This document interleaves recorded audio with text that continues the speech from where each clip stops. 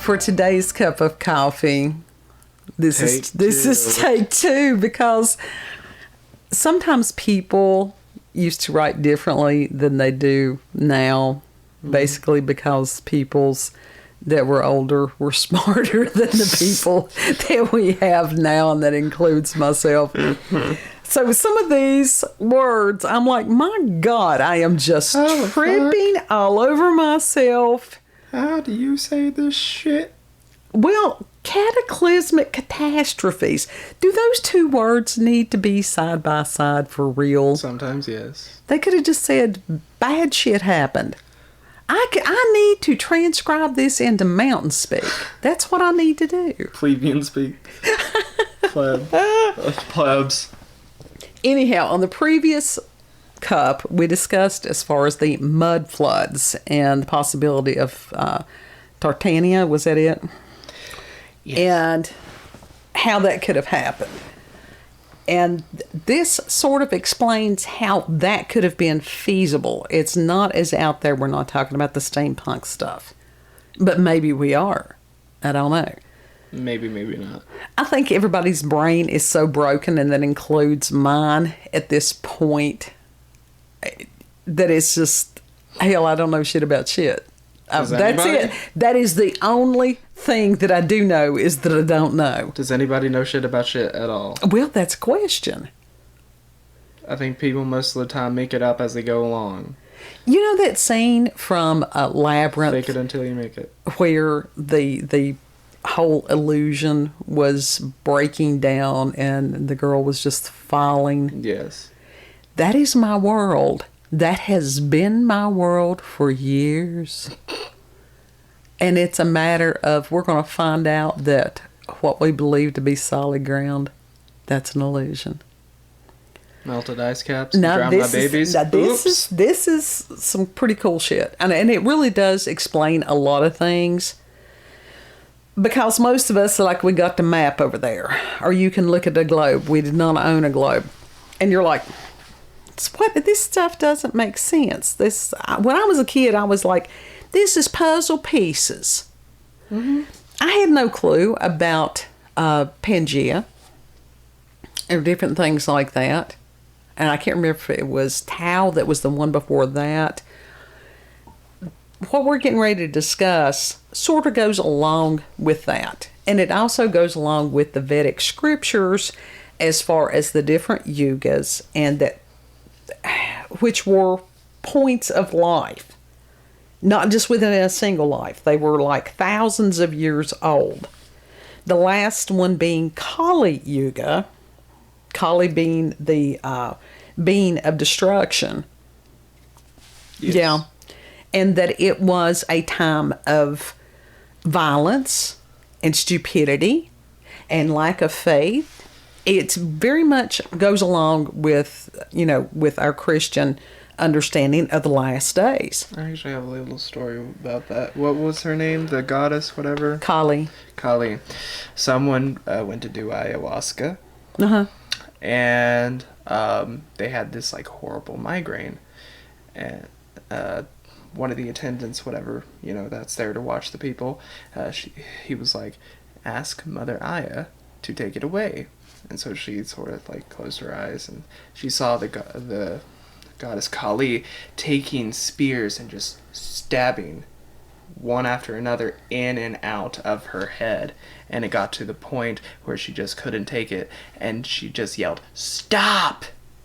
And it went away. Well, that's good, but you've got to realize that Kali has, like, this necklace of, heads.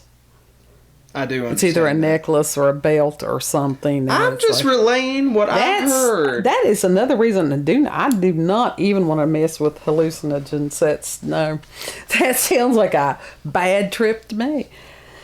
This supposedly was written by Chan Thomas and was part of a declassified CIA document. And the link will be in the description box. And it says sanitized copy approved for release. Well, now, what the hell does that mean? Who knows? Sanitized. And at the first part of this, there were like newspaper clippings. And it said save for pops or pop. I can't remember which it was, and I'm not going to reach down and try to scroll back up. And it's like, if it was something that someone wanted to save for their father to read or whomever, why would it have been classified? Who knows? The way that the document is, it's almost as if they had taken a book and just copied it. Mm-hmm. Even as far as you can see the edge of the pages. Down through the document, there's like a laundry list of things that somebody had written down, just like, you know, we need this, make sure there's this.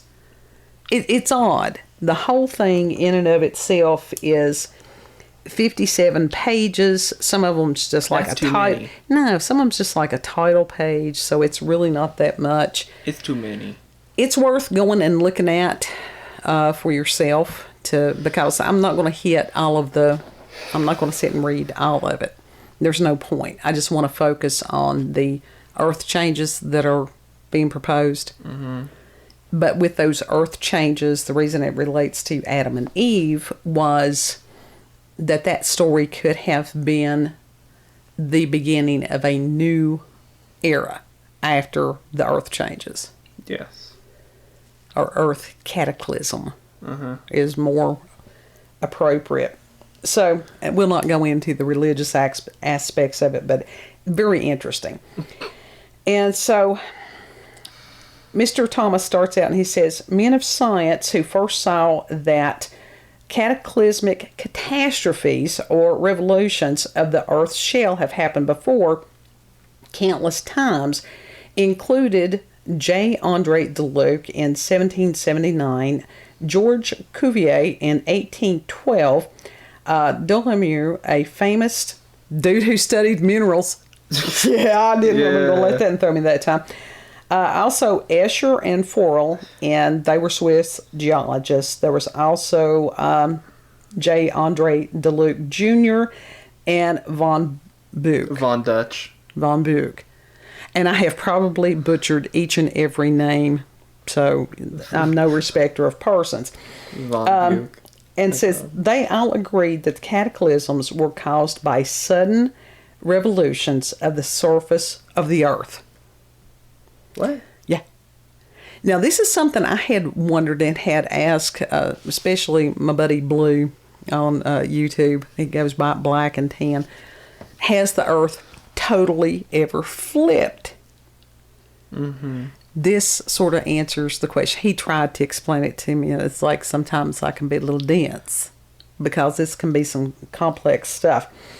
And Cuvier, in his Theory of the Earth, first published in 1812, based his conclusions on his unparalleled correlative research in lots of stuff. Scientific stuff, because this is, my mouth is not going to do that. And at that time he wrote, quote, every part of the earth, every hemisphere, every continent exhibits the same phenomenon. There has, therefore, been a succession of variations in the economy of organic nature. The various catastrophes have disturbed the strata, have given rise to numerous shiftings of this continental basin. It is of much importance to mark that these repeated eruptions and retreats of the sea have neither been slow nor gradual. On the contrary, most of the catastrophes which occasioned them have been sudden. And this is especially easy to be proved with regard to the last of these catastrophes. I agree, therefore, with M. Deluc and Dolomieu, that sounds good to me, in thinking that if anything in geology be established, it is that the surface of our globe has undergone a great and sudden revolution, the date of which cannot be much earlier than 5,000 or 6,000 years ago. Also, one preceding revolution at least had put the continents under water, perhaps 2 or 3 eruptions of the sea. These alternations now appear to me the form of problem in geology that is of most importance to solve. In order to solve it satisfactorily, it would be necessary to discover the cause of these events, end quote. And there's others. So in other words, there were cataclysmic events that totally changed the world as it was known. Now you got to realize that the Bible, according to Scripture, there are people who are totally dead set that the earth is only 6,000 years old. They may be right. The world as we know it may be only 6,000 years old. Yeah. So, What is this, fucking Fortnite when the map changes every season? Close. Like so the whole damn world. This tied a lot of loose ends up for me. It says, every time the cataclysmic concept has come to life, the beast has been stoned, burned at the stake, beaten to a pulp, and buried with a vengeance. But the corpse simply won't stay dead. He was one of us. The latest of the challengers is Professor Frank C. Hibben, who in his book, The Lost Americans, said, quote, there is no ordinary extinction of a vague geological period which fizzled to an uncertain end. This death was catastrophic and all-inclusive. What caused the death of 40 million animals? The corpus delicti in this mystery may be found almost anywhere. Their bones lie bleaching in the sands of Florida and in the gravel pits of New Jersey. They weather out of the dry terraces of Texas and protrude from the sticky ooze of the tar pits off Wilshire Boulevard in Los Angeles. Ew.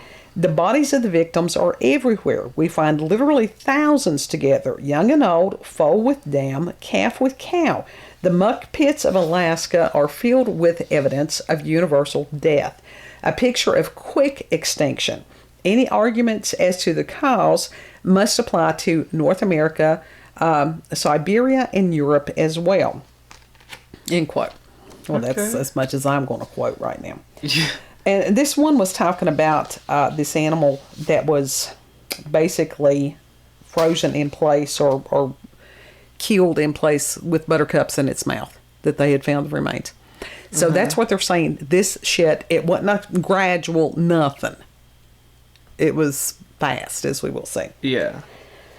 It says correlation of the data between the sciences, and he gave a long laundry list of different sciences, gave the answer. Although there is enough data in each science to indicate that these cataclysms happen, there was not enough to prove the concept. But between science correlation showed indeed that the concept was true. Not only did it verify that the events have happened, but disclosed when the last 5 cataclysms were and what positions the shell of the earth has been in for the last 35,000 years. Okay, the last one, 6,500 years ago, was Noah's flood. So I thought that was pretty interesting on this. Yeah. Trying to make sure I've got my pages right here. All right. And then he goes on. Don't screw it up like the other one. Then he goes on. He talks about the process of the cataclysm is now known. And there is a little diagram at the beginning of this. It's just concentric circles is what it is. Yeah. It says that there are 2 molten layers of the earth. The important one is the thin molten layer about 60 miles thick, which is between 60 and 120 miles down below the surface of the earth. The thick, deep molten layer, starting at 1,800 miles down at the bottom of the mantle and extending 1,300 miles deeper, is the outer core. Both the molten layers are liquid. However, the inner magnetic and electrical structure of the earth makes these layers act as if they were near solid or plastic.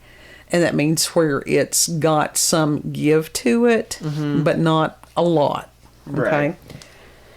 As long as the magnetic and electrical structure maintains its orderliness, the earth keeps rotating on its axis in a normal manner.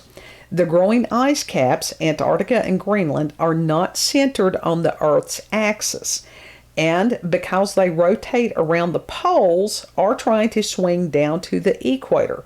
The only way they could do it would be to pull the whole 60-mile thick shell around with them. As long as the shallow molten layer stays plastic, the shell won't shift. But once every few thousand years, the magnetic and electrical orderliness inside the Earth is disrupted, and the molten layer is allowed to act like a free liquid. Oh, shit. Yeah. It then serves as a lubricant for the ice caps to pull the shell of the Earth around the inside. Melting ice caps, drown my babies. Oops.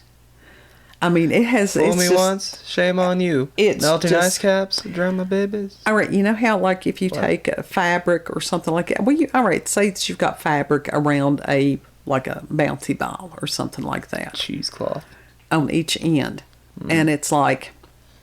You can pull it a certain way and it'll stay put, but if you relax it and the ball inside of it begins to move, okay, that's sort of like what they're saying, that the ball on the inside of of what is the Earth begins to move. It has nothing to do with global warming. This is something totally different.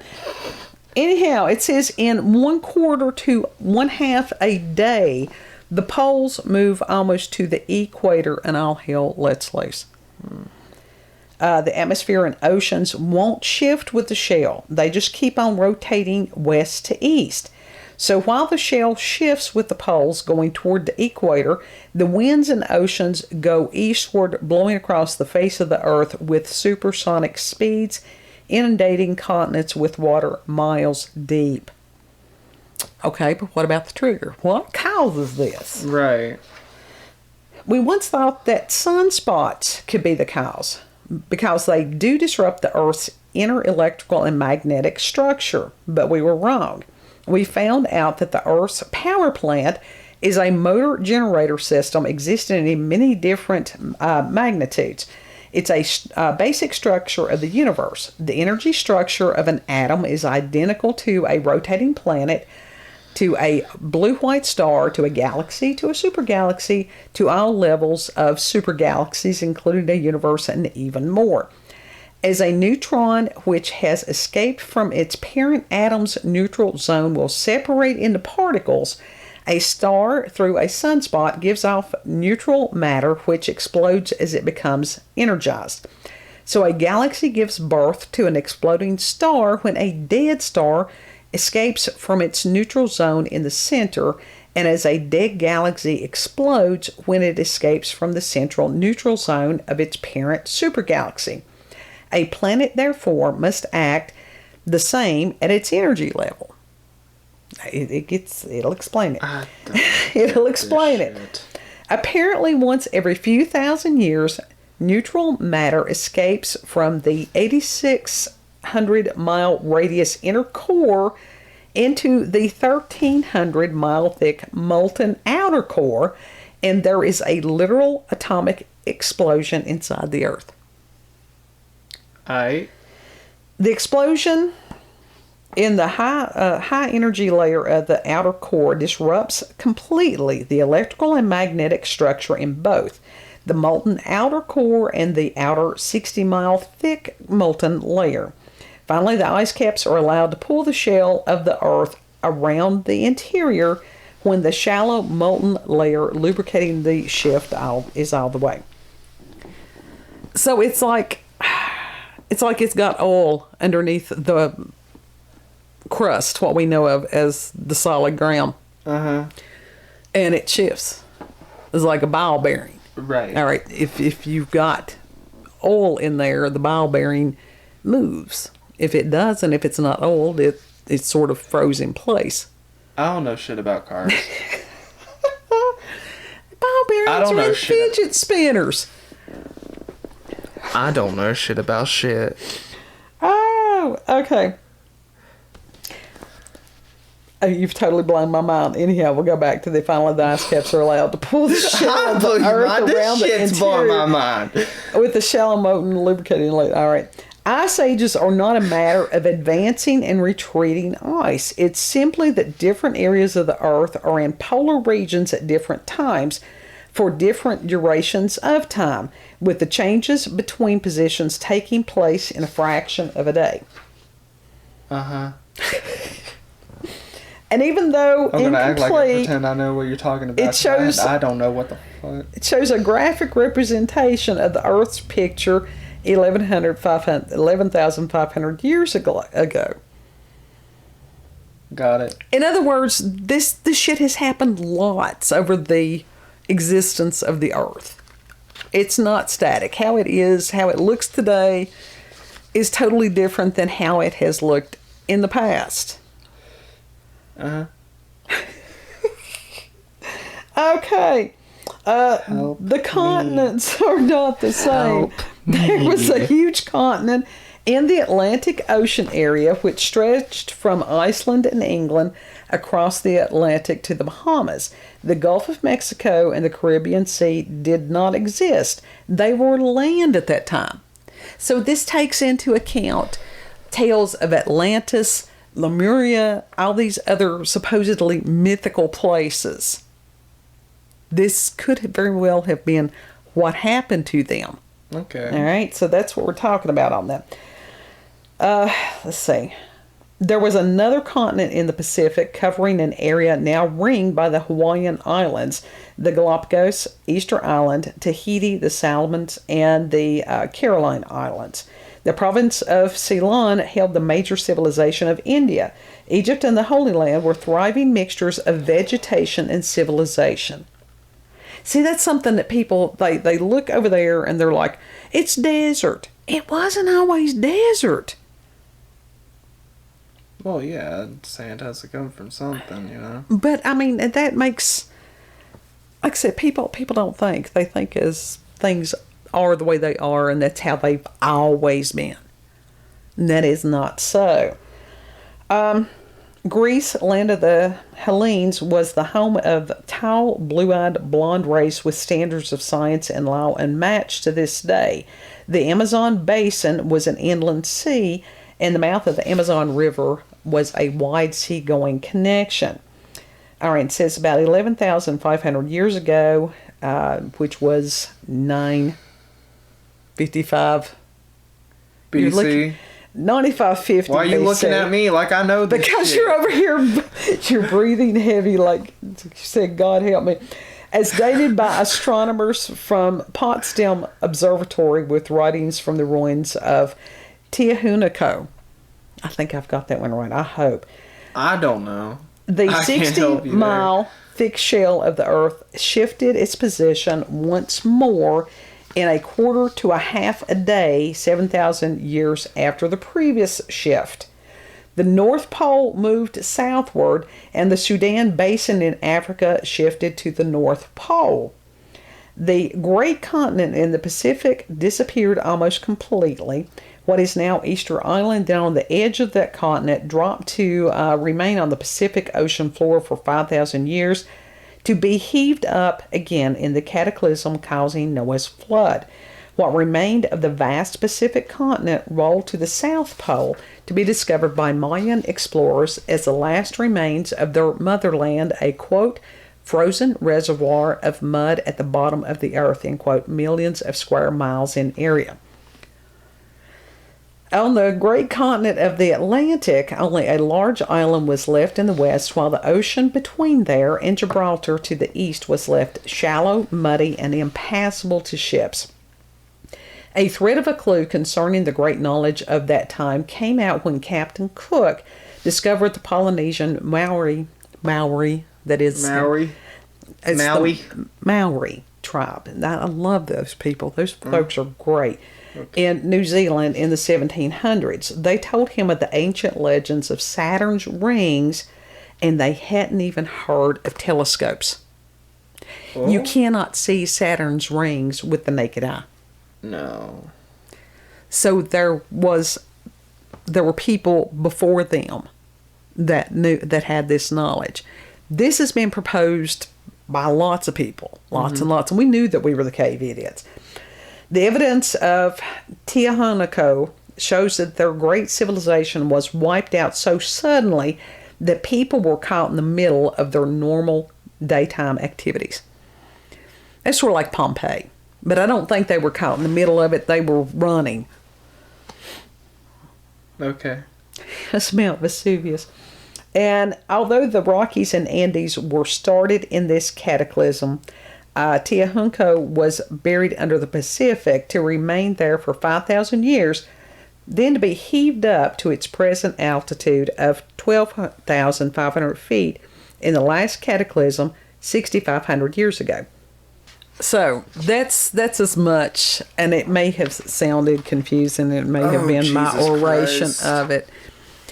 Earth cataclysms that were caused by the fact that you've got the electromagnetic forces within the earth in addition to on the earth. And so ever so often that stuff gets slippery and bad things start to shift, and they do so very quickly.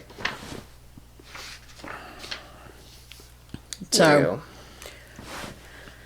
and he does the latter part of it bring all this back to the biblical story of Adam and Eve. And he proposes that maybe it wasn't talking about what we think it was talking about. That it was talking about what had happened in the world prior to. And he goes on through there. So when the world just flips and everything just goes, that's just a reset of everything. Yeah. And that happens every so often. I'm fine with that. But I mean, for it to, it's one of those that... It's just like, it's what you're saying is basically like, the world is a video game, and it's literally like Fortnite, where like every fucking season, the map changes in some way, shape, or form. There was some cataclysmic bullshit happening. Right. And as far as why these people, who was saved, who had time to be saved, what areas were saved, there's questions about that. But it makes a lot of sense why you're finding this architecture that is thousands of years old. People have no idea, why it's where it is, if it's at the bottom of the ocean or whatever. If you've got some kind of an event like this where the crust of the earth totally shifts, well, that would explain a lot. I thought it was interesting. It's interesting, but I don't get shit about shit on this. Blue was telling me that there was somebody else that had done like a lecture, like a 3-hour-long lecture, and I'm like, I'm not listening to 3 hours on this. But I'll have to go back and check and see. I didn't have time today to see if the link that he sent me came through. If it did, I will include that, because the information is valuable. I don't know who it was presenting it, if it's one of the people I had issues with years ago. I'm not saying the man's not smart. I'm just saying he's an asshole. So. He's an asshole. Well, and it's okay. Everybody has their choice whether or not to be, cordial. And he decided not to be. A lot of times success can ruin people. They get very full of themselves. Oh, yeah. So, but I thought this was just fascinating. I still have no clue why this would have ever had to be classified. That's the mystery to me. Yeah, it doesn't seem like something that should be classified. No. But if it goes back to where we were talking about yesterday about Tartaria and the Smithsonian hiding stuff, is it because this thing is getting ready to happen again? Maybe. That very well could be when it talks about the last days. Then where the fuck do we all go? We all just die. Well, and everybody. The spirit does not die. Well, not the spirit, but everybody, as far as physical form, it just dies. So does that mean when it flips, we're going to be put right back on here? We don't know. Oh, what the fuck, We have theories. What the fuck, We have theories. That's why every day matters. Do what you can do every day. Yep. That's true regardless of whether the earth beneath our feet stays solid or not. Yes. It's kind of disturbing and unnerving, isn't it? But that's what we do. No. I just don't understand one fucking word you said right there. If you will go back and if you'll listen I'll to listen this, to it again, but I ain't gonna get it. I'm gonna be dumbfounded just like I am now. No, you're not. You really not. You will get it. I think you don't give yourself enough credit. You give me too much credit. No. But this was just reading it as it was written. I was not going to sit down and rewrite it at this point. There are things that I understand but cannot verbalize necessarily. There are things that I understand as I read them, but not necessarily be able to verbalize it given the day. Meant to be read, not spoken. Well, some of it. But I thought it was pretty interesting. It tied up a lot of loose ends for me. It really did. So, anything that you wanted to add? I ain't got shit about shit, man. So, I ain't got shit about shit. Sorry. I'm sure that there's a lot of our viewers that have either heard of this and that can contribute more on that. And please do. Yeah, please do. I ain't got shit. I'm a pleb. I don't roam in this field. So if you've had experience in the paranormal, supernatural encounters, UFOs, aliens, cryptids, the rolling tomfoolery, the rolling earth crust, buffoonery, as you've got local, regional, family, myths, legends, send me an email, cupofcoffeewithscream@gmail.com. And thank you for taking the time to have coffee with us and ponder great ponderings. And yeah, the link, go to the link, and it's not just this particular CIA document. You can go in there and find all kinds of things that have been declassified. So it's not a bad way to spend a day or a weekend or a month or whatever. Yeah, you can find all kinds of things there. Okay. Yeah, yeah. I think I have blown his mind. You think? You think? Are you going to do your little thing that you do? Oh my God. I don't know shit about shit, man. If you like this video, because I don't know if like, share, comment, and most of all, subscribe and click that little notification button for daily notifications of our daily uploads so you can be confused as fuck like me. Help me. Help me. What's not to understand? That everything. That the world has been rebooted several times. You're telling me that makes sense to you? It does. It really does. From the shit that I was taught when I was little, no. That does not make sense. That's completely contradictory. In what way? As far as biblically? Yes. No. It just started Adam and Eve. And we've known that. It says that there was people, that he created male and female. And then you had the Adam and Eve story, which was there are two creation stories in Genesis.